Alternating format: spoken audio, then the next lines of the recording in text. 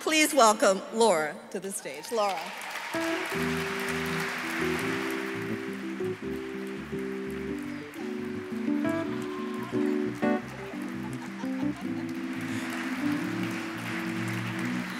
Wow, I'm so humbled. First of all, who knew that Fantasy by Earth, Wind, and Fire was my favorite song? That must be Dana. Wait a second. And of course, it's very appropriate to be here because, Dana, with 3 words, you reduced me to tears and galvanized me in a leap of faith by just saying, I see you, and I see you too. So thank you. Thank you. I'll read just a short bit from my book, and thank you for having me. The transition from enforcing civil rights legislation to criminal prosecution represented a seismic shift in how others perceived me, and even how I perceived myself. I had been a trusted champion of people who looked like me, but now I was often distrusted as an agent of a system that disproportionately filled prisons with people who looked like me. This created a struggle, an internal battle of allegiance between the competing facets of my identity. It wasn't always clear which should win. For 7 years, I upheld my oath as a public servant, but my work put me at odds with my principles and lived experiences as a Black woman. Over this time, I prosecuted in the name of justice while injustice unfolded on the national stage. I gave birth to my son the year Trayvon Martin was killed. I nursed my son while watching Trayvon's mother fight for justice for her own. As the country debated whether Trayvon had been racially profiled by a wannabe cop, I consoled myself with the fact that I was in a position to punish a real one who might profile another woman's child. Then I had my daughter. 3 months later, Michael Brown was killed. I followed the case and saw the way the grand jury process was used to undermine the potential prosecution of the police officer who had shot Brown. As the country vilified the prosecutor's decision not to indict the officer, I told myself that I was different from that prosecutor. As a Black woman and mother, I believed that I would never exploit the power I had over a grand jury to somehow deny justice. I convinced myself that I needed to remain a prosecutor to balance the system. And then Tamir Rice was killed. And I heard the familiar script of officers attempting to justify their use of force. The same script used by officers testifying against defendants in my own cases. And I looked at my growing son, who'd always tracked at the highest percentiles of height, and was terrified that he may one day be the little boy mistaken for a man. And then I looked at my husband, a Black man who now feared his own death at the hands of police officers. He would ask me to explain why it was so hard to charge the officers in these cases. There's no recourse? How can that be? Isn't there some way? My answers could never alleviate his fear, only explain the process by which I had been trained.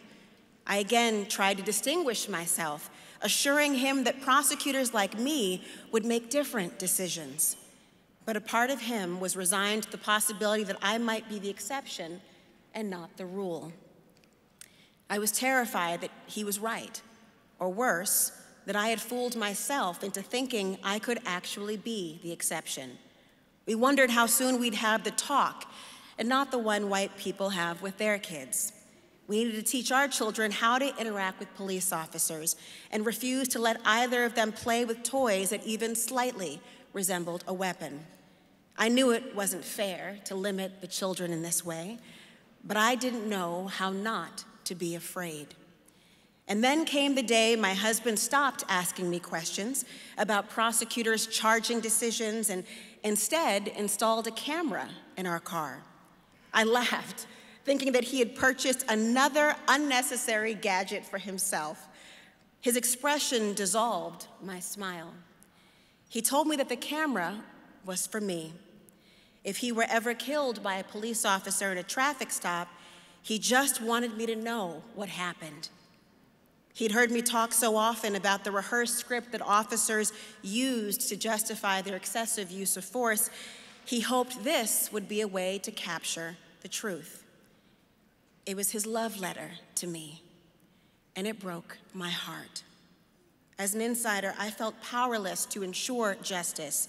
I eventually became distrustful of a system in which I was a decision maker. I looked around the courtroom through the eyes of a prosecutor, but also as a Black woman, daughter, sister, wife, and mother. I couldn't stomach the homogeneity of the defendants inside the gate compared to the people outside of it. Out of the hundreds of criminal matters I prosecuted in court, I can count the number of white defendants I saw on one hand. The imbalance was revolting. I cringed at how accustomed the courtroom had become to a choreographed routine with everyone knowing their place and role. 2 armed marshals wearing rubber gloves would stand behind the defendants, waiting for the judge to nod, a command to restrain them. And as natural as it was for me to clasp my hands together in front of my body, so it was for the defendants to hold their hands behind their backs without prompting, expecting to feel the metal of handcuffs. I questioned my own role within the system, and others did too. Black defendants would pass me with an air of surprise that I was standing where they assumed a white man would be. My allegiance was also on trial. Was it to the laws of the United States, to the Black community, to the officers, to the powers that be? These constituencies were increasingly at odds. When I first became a prosecutor, I had thought each case could represent a dot on the arc that Dr. King hoped would bend toward justice. Now, I wondered whether if I was bending the arc of justice or breaking it, and afraid the justice system might just break me. I was no longer confident that my presence in the system was an asset and not somehow a betrayal. Even guilty verdicts couldn't prevent collateral damage to the victims. I knew these stories needed to be told, but my position as a prosecutor served to muzzle me. I debated whether to leave my job, unsure whether I could make a bigger impact as a participant or a spectator of the justice system. After 4 more years, 4 words revealed the clear choice. I was standing in the hallway of the courthouse after having won yet another trial, securing yet another guilty verdict against yet another Black person. My white supervisor had watched my closing argument and had accompanied me for the verdict. He was showering me with praise as he held up his hand for a high five. My hand met his. "We got another one," he exclaimed, wrapping his hand around my flat palm and pumping it in the air. Before I could respond, he walked away, disappearing into another courtroom to watch another colleague's trial. I didn't need to meet the eyes of another Black person standing in the hallway to know that my own should have been lowered.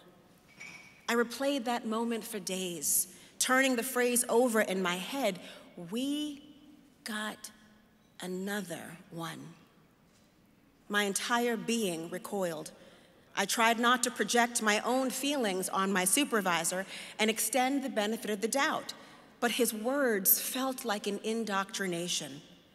For my conscience, it was the proverbial final straw.